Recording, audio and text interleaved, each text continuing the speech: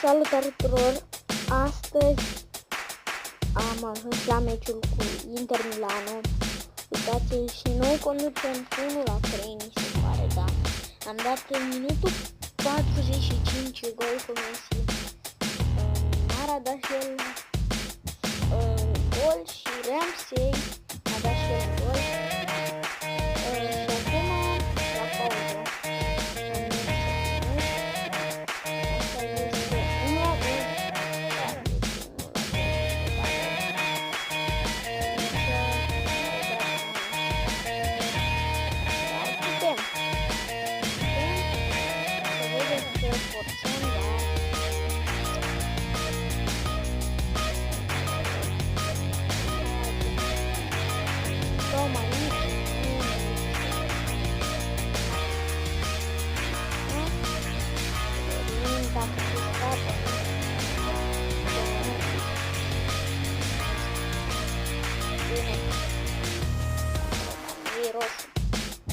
Și acolo Testegen ce intervine, mare Testegen și se termină prima repriză.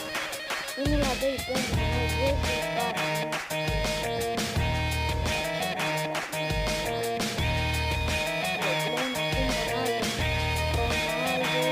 Cristiano Ronaldo centrează sau este ceva centrare pe sus, pe spațiul porții. Haideți să vedem.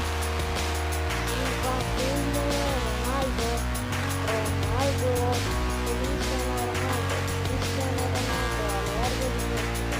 Silva, dacă de Neymar, poate să duci la Neymar, 1-3 pentru Brandon, ce gol, Inter Milano este foarte tare. Și mai e unul îndreptat și banda dreaptă ăla-i bun. Messi acum, Messi.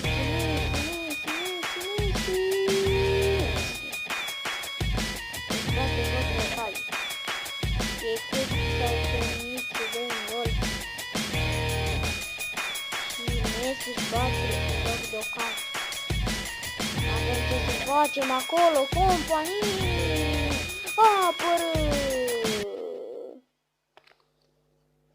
Apără Testegen! Companii. Oh, companii!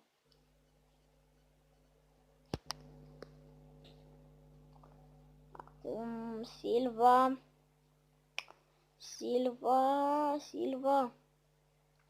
Haide măi, tată. Silva pentru Neymar. Este offside, dar s-ar putea să ne alegem cu o victorie în Champions League. Și după ce s-ar termina Champions-ul, noi ne-ar aștepta campionatul.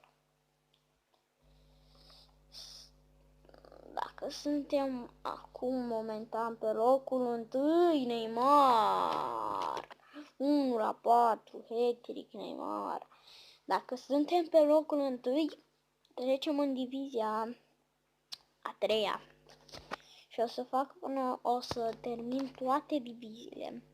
Și când o să joc ultimul meci versus Dream League versus Dream League, cum ar fi fost Dinamo cu Dinamo versus Dinamo. Neymar! Dă ceva, arbitre. Un cartonaj galben. Dar se termină partida. Și câștigăm cu 1-4.